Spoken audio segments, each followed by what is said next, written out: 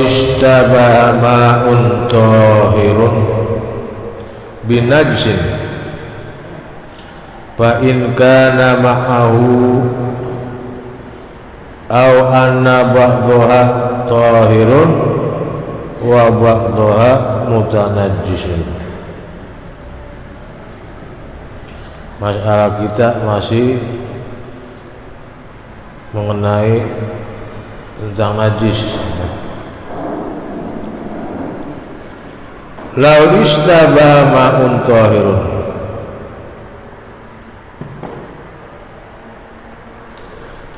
andai kata air yang suci bisa menyamai dengan air yang najis, fa in kana ma'ahu, artinya antara air suci dengan air yang najis itu, au anna ba'daha tahirun wa ba'daha mutanajjisun, separuh air yang mutanajis, separuh lagi air yang suci.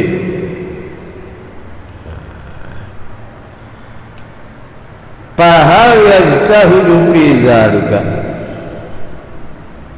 maka timbullah pertanyaan, apakah air tersebut boleh untuk melakukan sesuatu,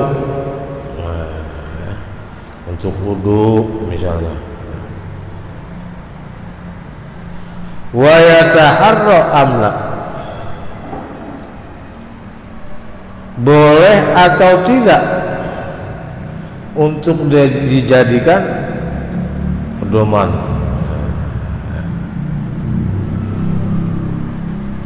Ada air setengah kolam air mutanajis, artinya mutanajis air yang udah bekas, yang separuh lagi air suci, maka menjadi dua kulah itu air. Air dua kulah di kolam terdiri dengan air mutanajis dan air suci ya. Jadi separuh-separuh. Maka timbul pertanyaan, boleh untuk wudu atau tidak?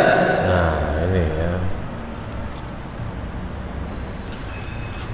Wa qala Syafi'i,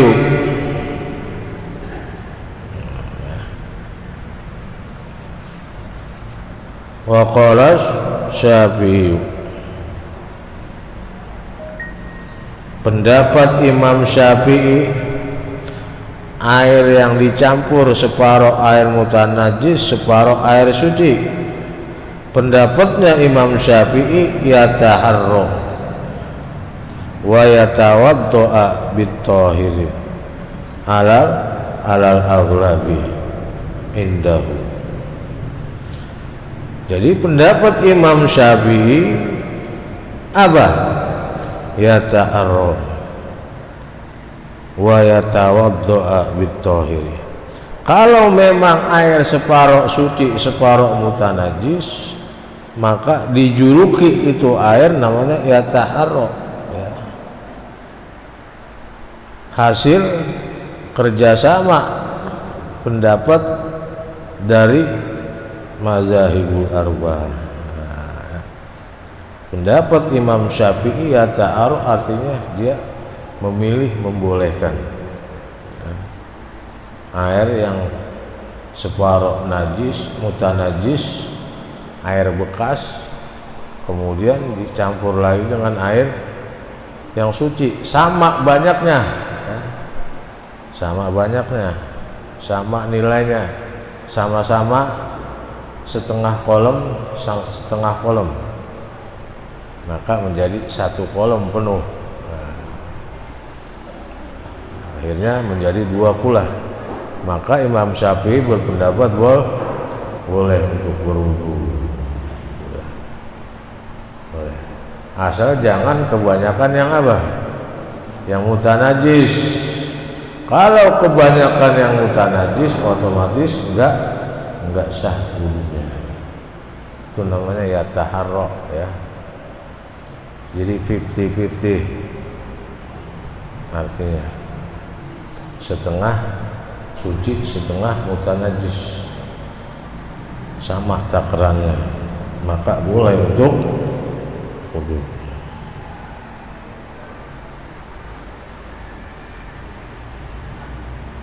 Menurut apa? Menurut Imam Syafi'i adalah alal aghlabi indahu ya. Jadi menurut kebiasaannya ya. Karena separuh suci, separuh mutanajis, ya udah dimenangkan yang apa? Yang suci. Ya. Wa qala Abu Hanifah, sedangkan pendapatnya Imam Abu Hanifah, pendapatnya Imam Hanafi, in kana adadut tahiru aksaru min adadi mutanajjisi jazat ta'arruf. Kalau pendapatnya Imam Abu Hanifah, harus banyakkan yang suci ya, daripada yang mutanajis, itu boleh untuk wudu. Jadi beda. Kalau Imam Syafi'i, walaupun air setengah kolam mutanajis, setengah kolam suci dicampur jadiin satu, boleh untuk wudu. Tapi pendapat Imam Abu Hanifah, Imam Hanafi, harus banyakkan yang suci daripada yang mutanajis.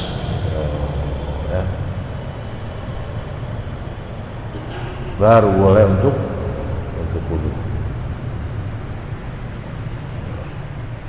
Kalau sama-sama setengah suci, yang setengah mutanajis, itu enggak sah untuk wudu. Pendapatnya Imam Hanafi. Ya.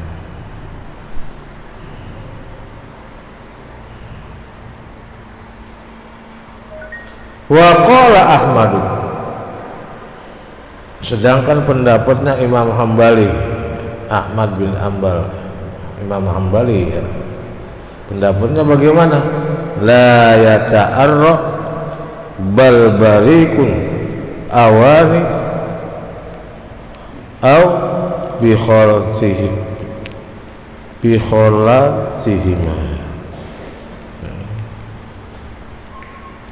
Pendapatnya Imam Hambali enggak apa? La yata'arra bal barikul awani au bi khalatiha.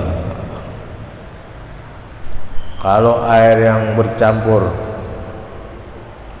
dengan apa? Dengan air yang suci dengan air yang mutanajis, enggak apa? Enggak sah kalau kata dia. Enggak sah mengambil wudu dengan air yang suci, kurang di kolam. Ya, kurang. Apa? Karena kurang daripada dua kula. Kalau dicampur dengan air mutanajis enggak aci sama dia. Enggak sah. Nah, jadi bagaimana? Udah mendingan misah-misah air yang suci aja, walaupun cuman seperempat kolam. Bagaimana cara untuk wudu? Bal barikul awani, dia menggunakan apa? Gayung atau ketel, diserong. Karena air kurang 2 kula, dimasukin ke dalam ketel, itu air diguyur muka untuk air sembahyang, tangan.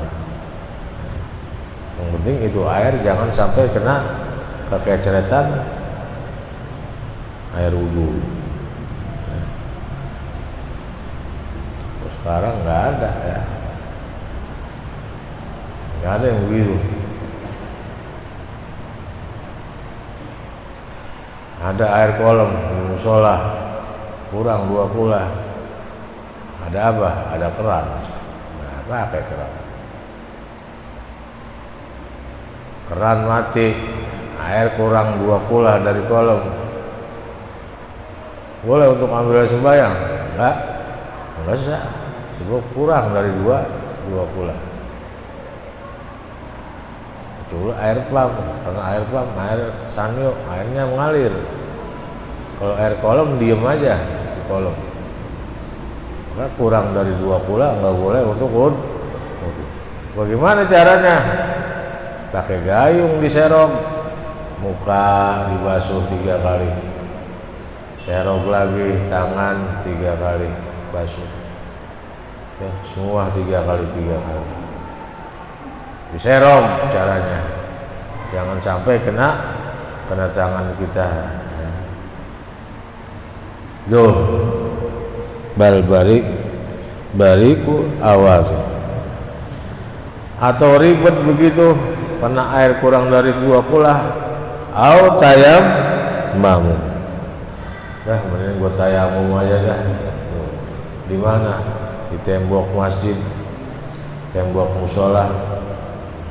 Tayamum. Cukup muka sama tangan. Di mana ambil tayamumnya? Di tembok. Boleh. Kenapa tayamum? Sebab ambil wudu kurang 2 kula airnya di kolam. Keran mati. Nah, ya. Boleh.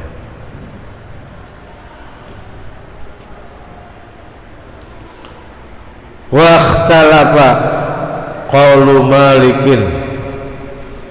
Jadi berbeda antara pendapatnya Imam Malik, fahukiya anhu ada mukta'arro walau kana ma'hu saubani najsun wa tahirun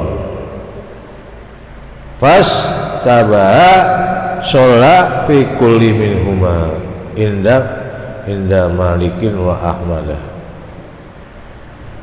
Lain dengan pendapatnya Imam Malik, ya. Kalau pendapatnya Imam Malik tuh air cuma cukup kayak yang bening, yang bersih, yang suci dari 2 kula, kurang kayak dari 2 kula. Yang penting dia apa? Ngambil air sembahyang aja udah. Itu air kecampur sama air mutanajis. Yang penting air, udah diapain? Diambil wudu. Ya. Itu pendapatnya siapa? Imam Malik. Niatnya Imam Malik gitu. Hah? Kalau yang sedikit niatnya Imam Malik gitu. Iya. Ya. Kalau memang sedikit, usahakan dulu. Ya. Kita pakai serogan. Kayak batok, kayak gayung, kan ada gayungnya biasanya, ya. Ada gayungnya. Kalau memang airnya nggak ada, bersih di kolam, mati, tayamum. Boleh tayamum. Gua balik dulu ke rumah ngambil wudu, geblek gitu orang, belum belajar, ya. Rumahnya begitu, di RT berapa? RT 8. Udah nyampe masjid kentut, batal wudunya. Kolam kering, sanyo mati, pam mati. Bagaimana? Pulang ngambil wudu. Kalau udah pulang ngambil wudu, disegen balik ke masjid.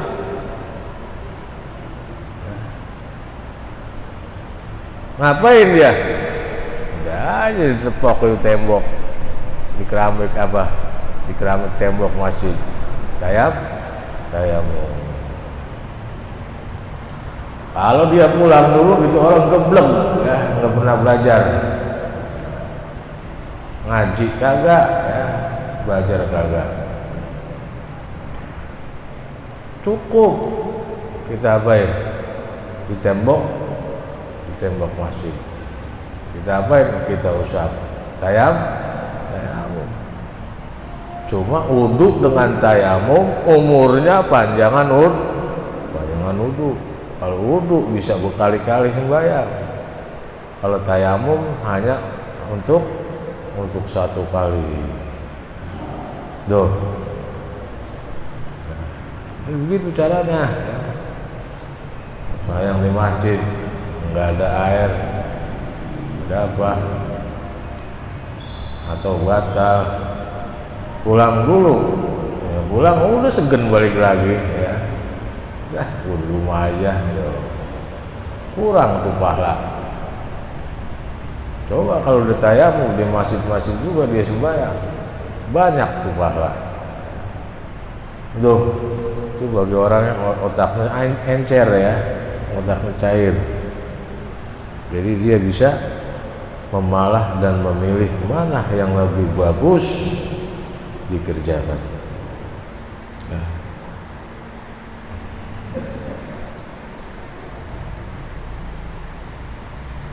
Ibarat saubani najsun wa ta'irun. Ada baju dua biji, yang satu najis, yang satu suci. Wastabaha sholah fi kulli minhuma inda malikin. Nah. Yang satu buset baju, nggak buset di perut lagi biasanya. Yang satu kotor. Yang mana yang kita pakai sembahyang? Nah, yang buset kita pakai kelihatan aurat doang. Yang satu kotor tapi utuh. Yang mana yang kita pakai untuk menambahkan pahala? Boleh telanjang, yang penting pusar ditutupin. Kalau memang pakai baju lebih banyak pahalanya. Nah, tapi baju itu kotor. Yang satu buset. Yang mana yang kita pakai?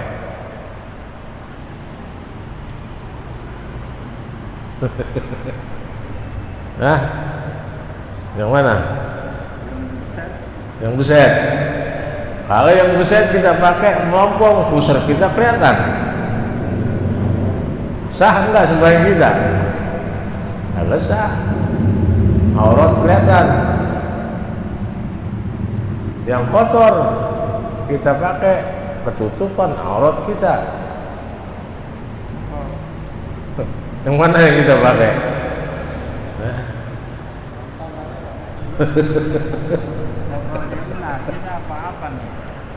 Kotor biasa, baju udah 2 hari kita pakai, ya itu namanya kotor biasa. Boleh baju kotor. Ya, jadi lebih baik yang apa?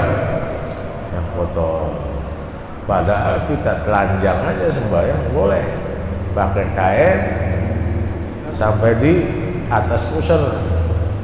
Itu bagi orang yang nggak punya baju, nggak punya kaos, nggak punya taplak meja, nggak punya selendokan, boleh dia sembahyang tetenya kelihatan. Laki-laki, kalau perempuan nggak boleh, nggak sah, harus ditutup dari ujung kaki sampai ujung rambut. Itu perempuan, walaupun dia masih muda maupun udah nenek-nenek, tetap dibungkus dari ujung kaki sampai ujung rambut.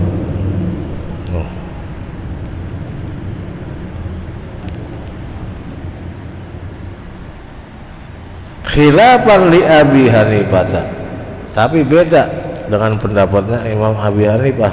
Wasyafi'i dan Imam Syafi'i. Fa inna indahuma annahu yatahara fihima. Ya.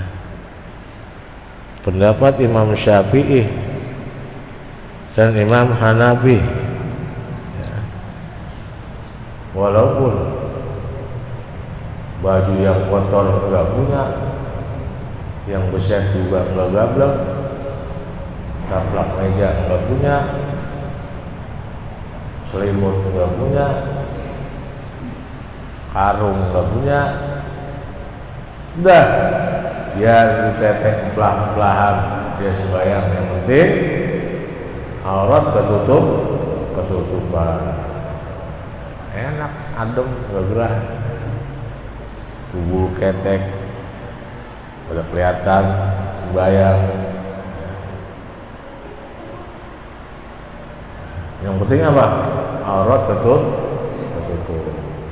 Itu bagi orang yang belum langsak lah, ya. Tinggal kain-kainnya doang, atau punya celana panjang, kaos nggak punya, lain-lain nggak punya. Punya cuma masih pada basah, belum kering, dicuci. Loh.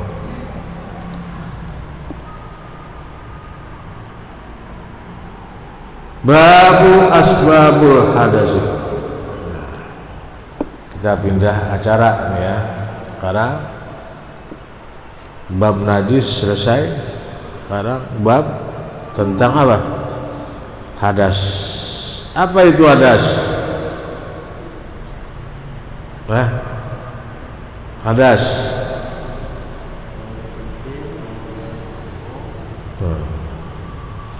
Orang punya hadas, ada hadas kecil, ada hadas besar. Hadas kecil ialah wudu, hadas besar ialah apa? Mandi junub. Mandi junub hadas besar. Al-kharijul muqtaduh minas sabilain. Yang dinamakan hadas ialah sesuatu yang keluar dari salah satu dua jalan. Apa itu salah satu dua jalan? Wahual baul wal ghaitu. Ialah kencing dan berak. Ya. Kencing dan berak. Itu yang keluar dari kemaluan depan, kemaluan belakang. Kemaluan depan namanya kencing, laki-laki, nenek-nenek juga sama. Kemaluan belakang, laki-laki, nenek-nenek juga sama, namanya apa? Berak.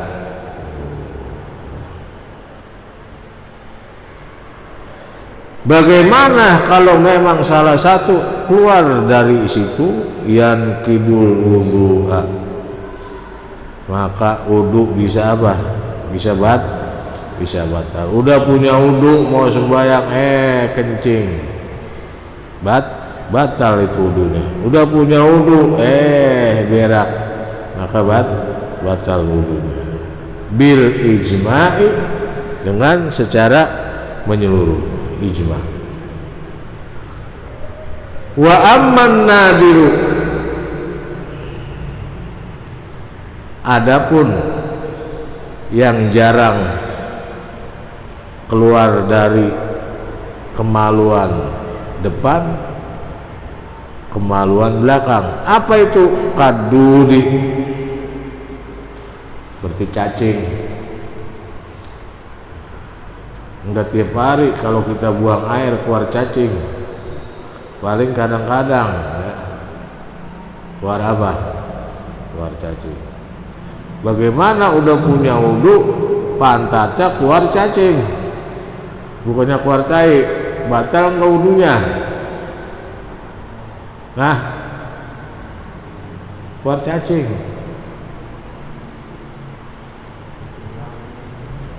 batal apa enggak? Tetap batal.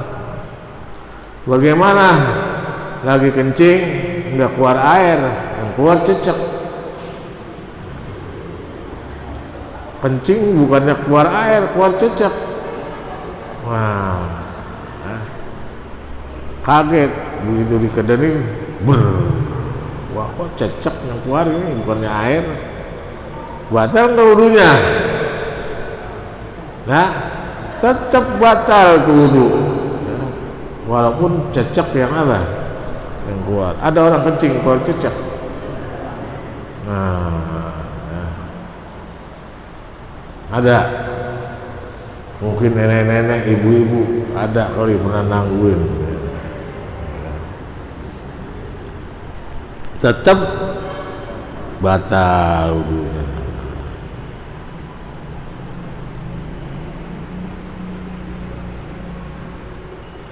Warihi minal kubuli,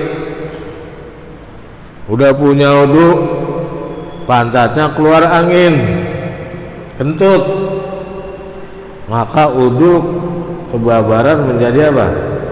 Menjadi batal. Wal asatu, beraknya bukan keluar tai, keluar batuk. Batuk, bagaimana wudunya? Nah, batal nggak itu wudu? Perutnya mules, mau sembahyang, nungguin waktu, tapi udah punya wudu. Begitu lari ke WC, yang keluar batuk, bukannya tai. Wudu apa kagak itu mau sembahyang? Nah, batuk, tetap wudu lagi, walaupun peluru yang keluar dari pantat tetap batal wudu kita. Walaupun cincin berlian yang keluar dari pantat kita batal wudu kita. Tuh.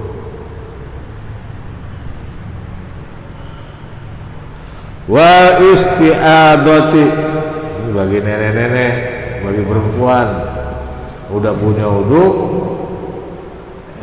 keluar darah istiadah, keluar darah penyakit,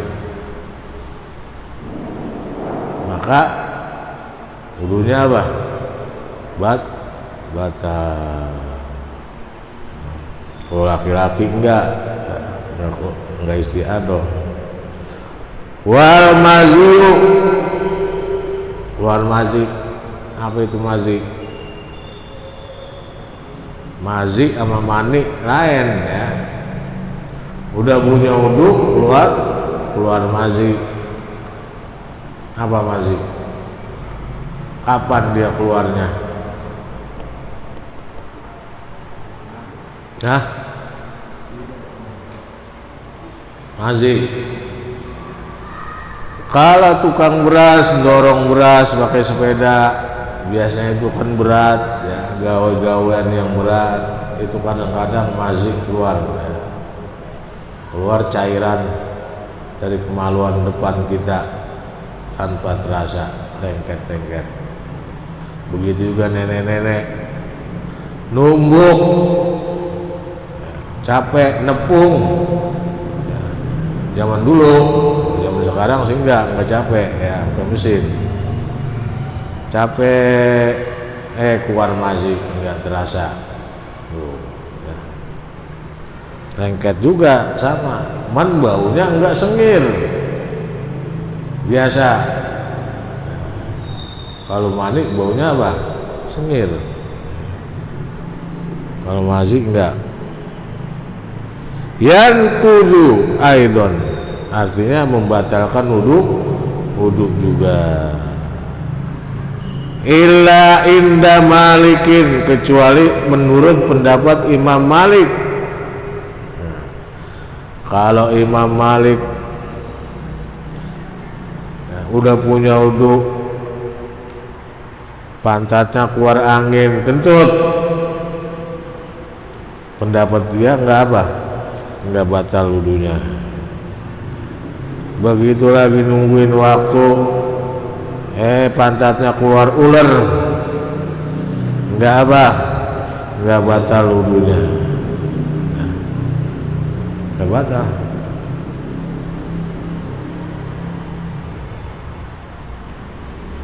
Itu pendapat Imam Malik. Wastasna Abu Hanifah ar-rihu minal qubuli faqala la yankidu. Pendapat Imam Abi Hanifah, Imam Hanafi, ar-rihu minal qubuli faqala la yankidu. Kalau kata pendapatnya Imam Hanafi, jika orang udah punya wudu, nungguin sembahyang, misalnya nungguin sembahyang Jumat, baca khutbah lama banget, apa tahu dikata, terus udah pada ngantuk, akhirnya apa? Kentut itu dia. Dia kentut. Nah, menurut pendapat Imam Hanafi, dia kentutnya itu layan kiru, nggak apa, nggak batalin wudu. Itu pendapatnya Imam Hanafi. Kentut nggak apa, nggak batal kentut. Bagaimana kalau berak? Nah, batal enggak? Batal. Kalau kentut enggak. Kalau kentut cuma keluar angin doang. Kalau berak keluar, ya, keluar kotoran semua. Tuh. Apa lagi?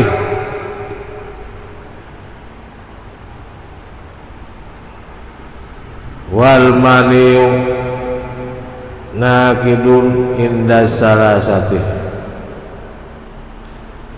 Orang yang keluar mani udah punya wudu, keluar apa? Keluar mani. Nakidun inda salasi, inda salasati. Bisa jadi batal wudunya menurut pendapat imam yang tiga. Imam Hanafi, Imam Maliki, Imam siapa? Hambali. Keluar mani batal. Udah punya apa? Udah punya wudu. Itu menurut pendapat Imam Maliki, Imam Hanafi, Imam Hambali. Bagaimana Imam Syafi'i pendapatnya? Faqala Syafi'i, lain lagi dia.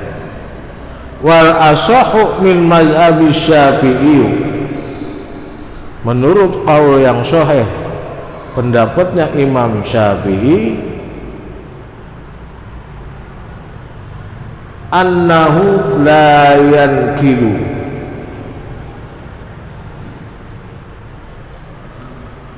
pendapatnya Imam Syafi'i, orang yang udah punya wudu kemudian maninya keluar, baik mani nenek-nenek maupun mani laki-laki. Nenek-nenek sembahyang tarawih mikirin aja, tadi siapa yang lewat, ya gue lewat tuh, dipikirin, kayaknya ganteng juga itu orang, lagi pikirin ngayap aja. Orang tarawih lagi baca sholawat, menghayal, keluar mani tuh nenek-nenek. Batal enggak wudunya menurut Imam Syafi'i? La yankidu, enggak batal. Nah, di sini mentok ya, bagi yang kemarin-kemarin enggak ngerti, sekarang ngerti dah. Jadi keluar mani jikalau kita udah punya wudu itu enggak apa? Enggak batal. Pendapatnya Imam Syafi'i. Terus sembahyang. Kan mani ada tempatnya, ya. Pakai celana, nenek pakai sempak, pakai pampers, ya. Enggak jatuh ke ubin. Ya. Sedangkan kain yang kita pakai banyak maninya, kita buat sembahyang, sah nggak sembahyang kita? Tetap sembahyang kita sah. Ya. Mani enggak apa? Enggak najis. Enggak najis. Ini udah punya wudu, keluar mani, lari ke kolam, dibatalin, digosokin, digebekin. Nah, masih geblek namanya. Ya. Ini jika lagi sholat nih ya. Nah, Yang lagi sholat itu kan? iya. Belum sholat. Yang lagi sholat juga enggak. Ya. Wudu kita enggak batal untuk melaksukan sholat. Ya.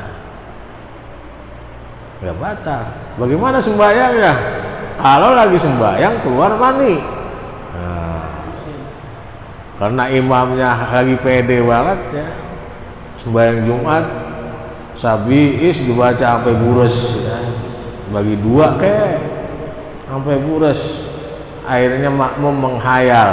Wah, lagi sembahyang Jumat jalan tadi dilancangin sama perempuan. Siapa ono ya? Ada pikirin.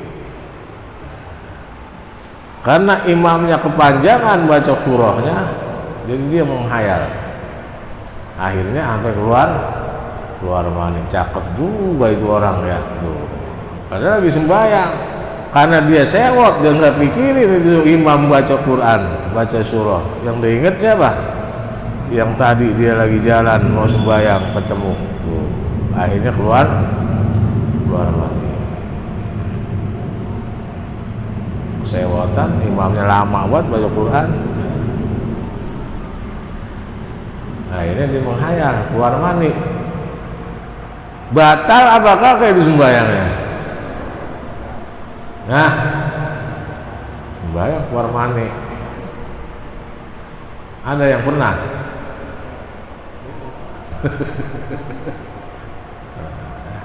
Tetap sembahyangnya apa? Sah. Tetap sembahyangnya sah. Kalau yang geblek, waduh, gua kok keluar mani ini. Ya, dilepas aja udah sedaketnya, dia lari ke kolam. Itu geblek. Makanya ngaji, ya, belajar. Tuh. Makanya dikupas di kitab yang paling ujung, di kitab yang paling terakhir baru jelas, baru gamblang. Siapa itu? Mizanul Kubur. Baru jelas. Ya. Kemarin masih remeng-remeng di kitab di kitab itu, di kitab ini, di kitab ono. Sekarang jelas, ya, gamblang. Jadi enggak apa? Enggak batal. Ya. Kan enak. Enak. Duh.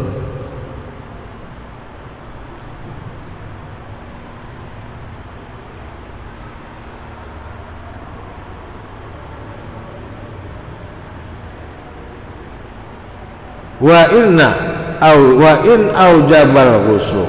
Nah, tapi setelah selesai sembahyang wajib apa? Mandi. Sebab tadi dia keluar mani. Aneh bin ajaib.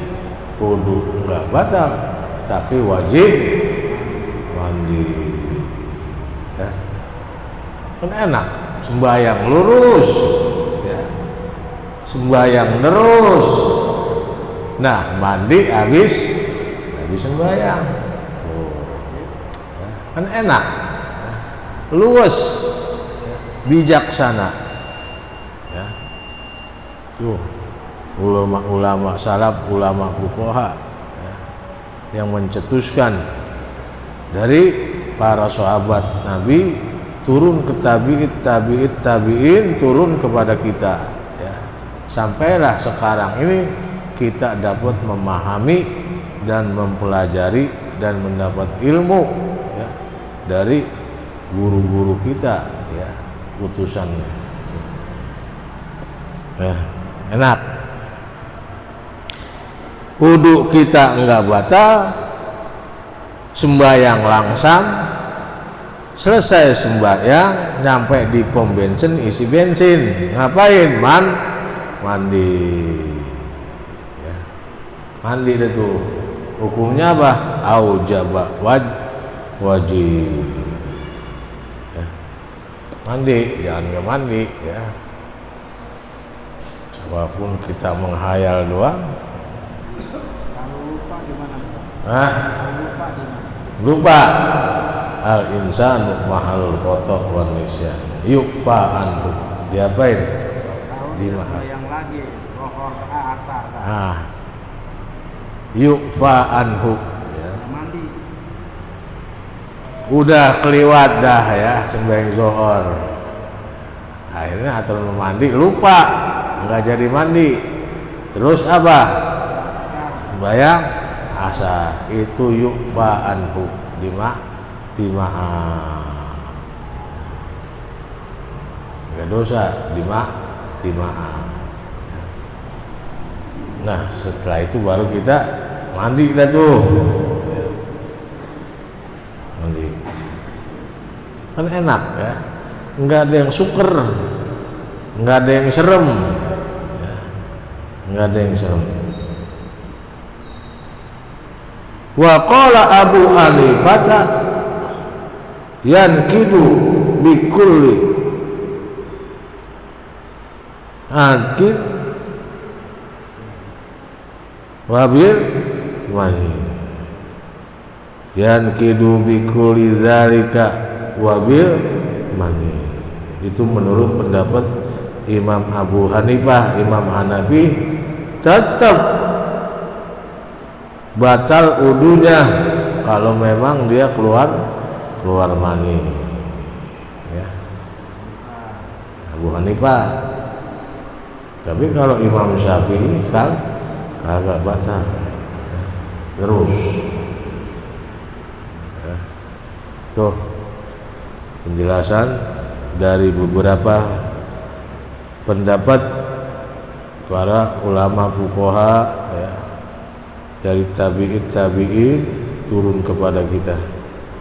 Mudah-mudahan kita bisa memetik intisarinya dan bisa mengamalkannya, dan kita bisa menjalankan dan memegang, menaruh ini di dalam hati sanubari kita. Amin ya rabbal alamin.